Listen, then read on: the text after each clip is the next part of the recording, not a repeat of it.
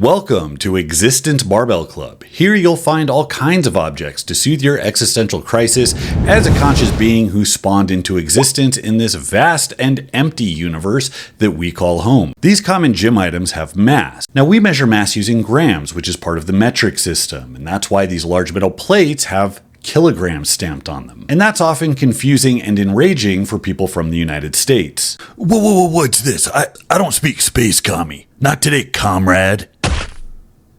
Ugh, they forgot my Dr. Pepper shake. Pounds is also a measurement of mass, and unfortunately, because bodybuilding, powerlifting, and strongman all originated in the United States, everybody is left having to deal with it. Now, in order to effectively lift weights, we actually need weight, and we're not quite there yet. So if we take our gym out of the empty cosmic void where there is no gravity and secure it to a large terrestrial body, now we have the force of gravity pulling everything to the ground, which is kind of like the finger of God permanently pressing down on everything. So every time you interact with weight, you are dealing with both the properties of the object, which is mass measured in grams, and the property of gravity acting on that object, which is represented by Earth's rate of acceleration, 9.8 meters per second squared. Remember that for any given object, mass is always the same, but weight changes depending on how much gravity is present. This brings us to the man himself, Isaac New 1 ton total, and his first law of motion. Objects at rest tend to stay at rest, and objects in motion tend to stay in motion unless they are acted upon by another force. If something's sitting still or if it's moving at a constant rate of speed, it's going to keep doing so unless something else comes along. Now, this was not obvious to people for a long time because that pesky finger of God, gravity pushing down on everything, made it look like things had a natural state of staying at rest. But once you take us back into the empty void of space, it becomes a bit more obvious. If you load a barbell with 100 kilograms and you push, it just keeps going. Now, this doesn't matter if it's a 2.5 pound plate, an entire planet, or bigger yet, your mom. Now, this property of things to stay still or keep going is called inertia, and things with more mass are harder to get going and harder to stop once they do get going. Now, this is important for barbell nerds because starting the lift means you have to overcome both inertia and the force of gravity. But once it's moving,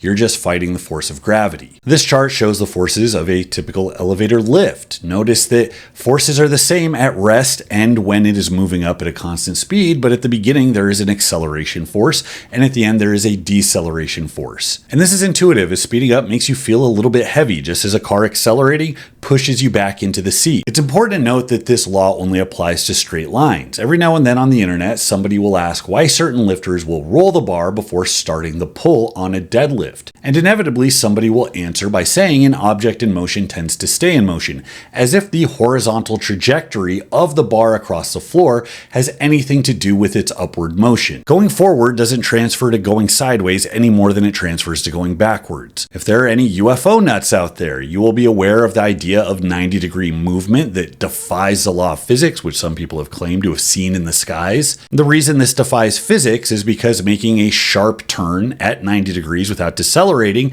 is the equivalent of hitting a brick wall in two directions. If you're traveling in the y-axis, hitting a 90-degree turn involves infinite deceleration. And because your velocity in the x-axis is 0, you get the added benefit of feeling the infinite acceleration in that direction. The simple solution to this brain teaser is that some people are just simply too fat to get in a position, so it's easier if they start out in front. This is also common with people who wear deadlift suits. Newton's second law, force equals mass times acceleration, is well known by just about everybody. This is an equation that tells you how much force there is. If something with mass experiences acceleration and you know both of those values, you know how much force is present. Now, I love talking about this one because one of the blights on the fitness industry are pseudo-intellectual meatheads who like to write F equals ma up on the whiteboard and then tell you how you can actually increase force by learning to go faster. And it works because the people watching these videos aren't educated yet, and this is an uneducated person's idea of somebody who's smart. The West SI method specifically pushed max effort work, which means lifting as heavy as possible for a 1 rep max, alongside dynamic effort work, which is a specific protocol for moving light weights as fast as possible. The idea being that learning to accelerate could in fact improve force production. Human muscles create more or less force by recruiting more or less muscle fibers at once. We don't have control over how much they actually put out at any given moment, just over how many of them we recruit. As we put out more and more effort, it takes a certain amount of time to reach our maximum threshold. And it turns out that speed work is actually too quick for us to reach this threshold. You do not reach maximal motor recruitment in the time it takes to do a speed rep. Now, the difference between very fast and very heavy efforts is universal for all people. It follows this force velocity curve. Light explosive movements like jumping and throwing a baseball are going to be low force by definition, just like the highest force movements that people will put out will always be very slow. And because this happens between 0.15 and 0.25 seconds, the idea of getting stronger by getting this number down is absolutely absurd. Another reason for the force velocity curve is the way that muscle fibers contract. Actin and myosin filaments slide past each other, and the point of contact that causes the sliding is called cross-bridging. In very high velocity movements, the sliding happens way too quick for there to be sufficient cross-bridging, which leads to less mechanical tension. Simply put, suggesting that you can increase force production by working on acceleration first makes about as much sense on the human body as it does for the winch on the front of your Jeep. But go on, Dr. Wenning, tell us what that fancy doctorate got you. With machines that exist in everyday life, including the human body, how fast you can accelerate a given weight is a direct function of your ability to produce force, not the other way around. Newton's third law, for every action there is an equal and opposite reaction, really broke our class's brain in high school physics because the teacher kept using himself as an example of force as he pushed against the wall, and this created confusion. As he would say, I push on the wall pushes back, right? We were viewing him a conscious entity voluntarily applying force to a wall. And when he said the wall pushes back, we were imagining an anthropomorphic monstrosity like something from Pee-wee's Playhouse. We were genuinely wondering what he was talking about. Was the wall filled with a bunch of jacked physics gremlins? Now this finally clicked for me when I conceptualized putting everything back into space, taking away God's finger that is gravity. If you have two bowling balls, if you have two of those douchey kettlebells with the skulls carved in, and they're floating up in the void, imagine one being at rest and the other one moving at a high speed. They're going to collide and they're going to shatter what was once a thoughtful but useless gift for a CrossFit gym owner. Now consider the forces that each one experienced during this collision. The thing is, if you swap which one is moving and which one is static, it goes off exactly the same. As far as each kettlebell is concerned, there is no difference in the collision. When you're supporting yourself on handles during a set of weighted dips, the mass from your body and the weight hanging from your hips paired with the force of gravity creates a downward force. By virtue of you being suspended in midair and not crashing to the ground, the handles must also be putting up an equal and opposite force. And as far as what your hands experience as a point of contact, it doesn't matter if they are pushing down into the bar or pushing back up. Think of it like this. When you get off the couch, both your butt and the couch have an imprint. All of these interactions exist as part of a system. The Earth's gravity pulls on the moon, but the moon pulls on the Earth, and that's where tides come from. And for those of you who've been lifting long enough, you know that you don't just manhandle a bench PR. The wear and tear on your broken shoulders is a clear sign that the bar also manhandles you. This video is brought to you by Barbell Apparel. They got Bromley gear, and these jeans are legendary. You could have slapped these on Tom Platz during leg day, and he would have been A-OK. Link below. Back to the show. Everybody's seen this diagram by now. This reminds me of a cross-section of the fetal pigs that we used to dissect in biology class. Good times. The horizontal lines you're seeing from the center of mass are called moment arms. And all that you have to understand about moments is that where force is linear, moments are rotational. Weights falling from the sky, pool balls hitting each other, or you pushing a fridge across the floor of your friend's one-bedroom apartment on the 30th floor because you got suckered into helping him move. In those situations, forces will generally be represented as linear. Now, where God's thumb is continuously pushing your chunky butt straight down, if you are supported by something that is sticking out horizontally from some other pivot point or fulcrum, your distance from that point now becomes an important factor. Now, the thing that transfers the force across that distance is called a lever, and it can be a tree branch, a pipe, a 2x4. It could be a deadlift jack, or it could be your skinny arms. Now, to drive this point home, some of you might be familiar with a scenario where a veteran handyman came across a bolt that is stuck. Now, when you're pushing on the end of the wrench and it's not doing the job, you have a couple of options. You can either increase the amount of force you're putting out by getting your big friend Bobo to come out and put some more elbow grease into it, or not wanting to lower yourself by calling Bobo over because you're a big boy and can do it all by yourself, you decide to put your mind to work and instead put a pipe on the end of the wrench, thus making the lever longer. And voila, what was seemingly impossible before now goes off without a hitch. This just goes to show that whatever force that pivot point experiences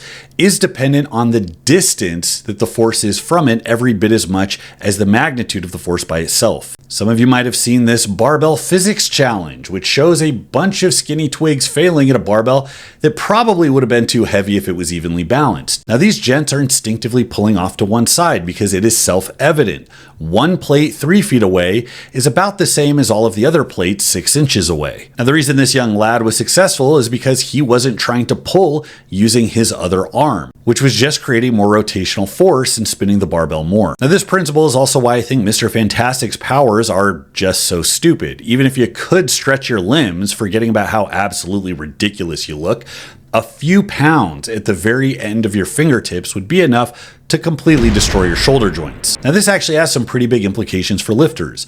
A hidden superpower for some lifters is to have tendons that insert a bit deeper down the bone. Every centimeter past the joint that your bicep tendon connects is a huge increase in leverage, meaning the same effort from your bicep is actually going to move more weight at the other end. Now, while this isn't something you can improve through training, it is something that could be done through surgery. I really just think it's a matter of time before some Chinese weightlifting team decides to take the plunge and have their 9-year-old recruits undergo elective surgery in order to deepen their tendon insertions. I mean, if Mike Israetel can get liposuction to succeed in bodybuilding, then why not? Now, going back to our original fetal pig cross section, we can use these principles to find things out about our compound lifts. How our unique build is interfering with our setup, how we should optimally position ourselves to move the most amount of weight, how we should position ourselves to grow the most amount of muscle. And that all comes down to the moment arms between the center of mass and the hip joint. For a squatter sitting into the bottom position of a squat, letting his hips ride back a bit, he will have very reduced forces on the knee, which means the quadriceps will not have to work nearly as hard, and a much greater emphasis on the hips, as there's a much bigger moment arm between the center of mass and the hip joint. One of the reasons Mark Rippetoe is so dogmatic about his squat style is because he believes the hips, being a bigger joint surrounded by stronger muscles, should actually be doing more of the work. If you go into an upright setup like you would with a high bar squat or a front squat, you can see the knees have to come forward in order to maintain balance. So you get much more strain on the quadricep and much more pressure on the knee. And from this, you can derive all kinds of things from your lifts. Generally, in order to move more weight, you want to reduce the moment. If you want to put more strain on a muscle for developmental purposes, then you want to create a bigger moment, which is exactly what you do in a high bar squat. Now, this is a small but important point because lifting isn't all free weights. We use machines and lines of force come from different directions. Right now, we're considering the moment arm as the horizontal distance because that is perpendicular to the force of gravity, which is always down. However, if you're using a cable or machine, you have to track the line of force, and the moment arm is going to be perpendicular to that.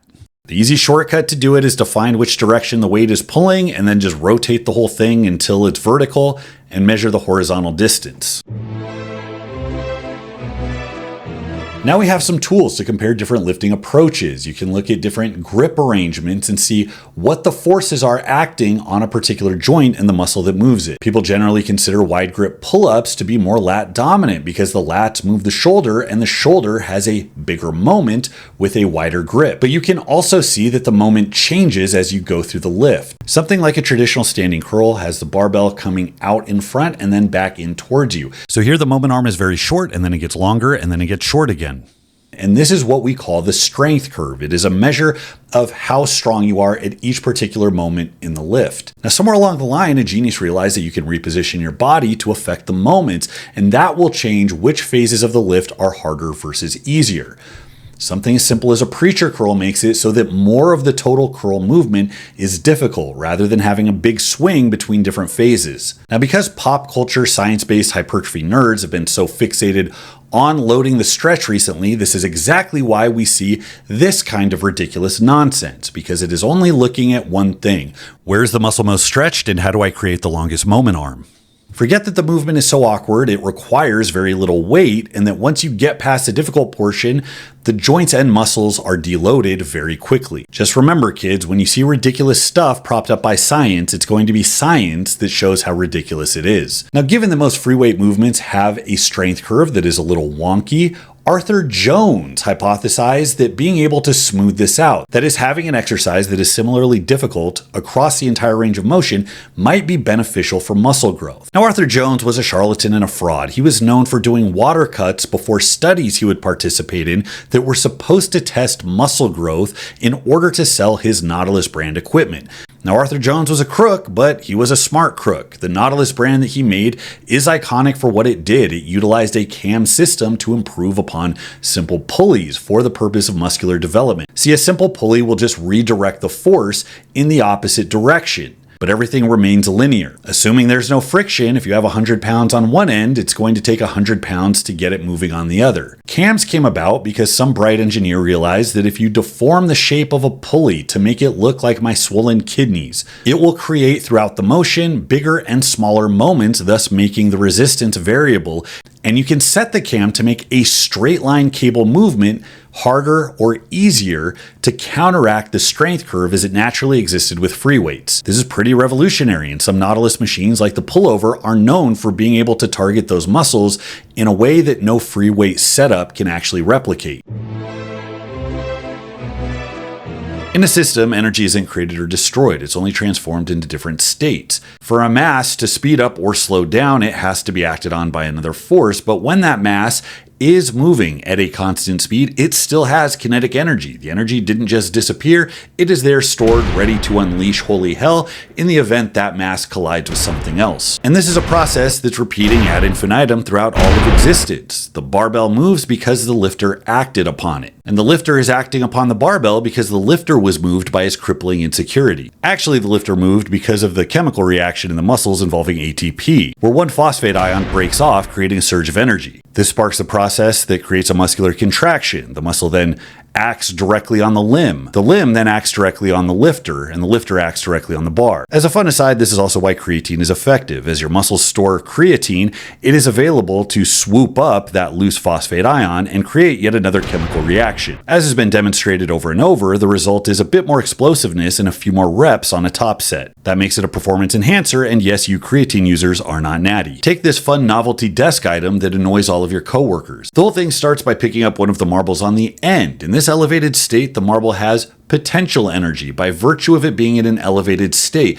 there is a potential for gravity to act on it and get it to collide with one of the other marbles. In removing the force of your fingers, now the force of gravity can act to accelerate the marble downward. Thing is, this little marble doohickey is not completely efficient, and neither are you as a lifter. Where energy is conserved in an absolute sense, it doesn't always go where you want. Some of the energy is released as heat, some of it's released in the form of sound vibrations through the air. And this is why perpetual motion machines don't exist, because every single pass-through results in energy being lost, which winds everything down to a resting state. The loss of energy and the loss of force transfer is of huge concern to both athletes and lifters alike, because your basic reason for existing is to direct force in a particular direction, and because you are working with imperfect machines, very often your efforts disperse into areas that you did not want them to go, leading to a worse result. To use more non-lifting analogies, consider a fisherman fighting against an 800-pound marlin.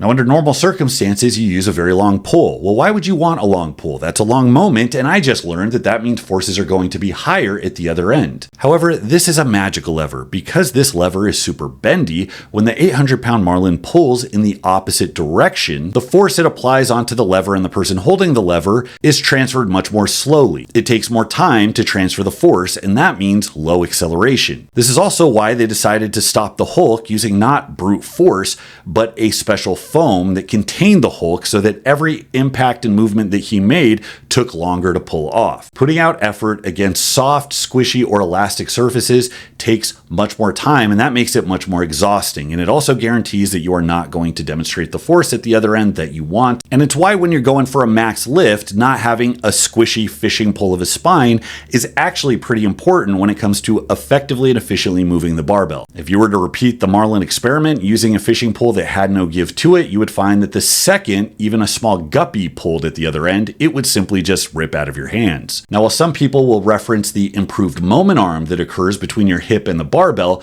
when you have a rounded spine, that is more than made up for by the rampant amount of strength leak that exists when you transfer force poorly and exert a lot of effort to move the barbell not very far. You fix this by aiming to have the most stable midsection that you possibly can so that force is transferred efficiently. Historically, the Valsalva maneuver has been taught. That means taking a big gulp of air, holding your breath, and pushing your fat gut out into a belt. Because of the incompressibility of the gases in your lungs and the fluid in your body, a ton of compression is created through your torso and you can transfer force onto the bar like a dream. However, this is the quick and dirty way to go about it. The human body is actually better off if it learns how to brace on its own without taking a deep breath like you're about to go diving for pearls. Much of the strength that you will need to put out in the world requires being strong, aggressive, and explosive without the benefit of being able to hold your breath for an extended period of time. So learning how to brace using the musculature around your abdomen and maintaining a properly neutral position with the diaphragm stacked directly on top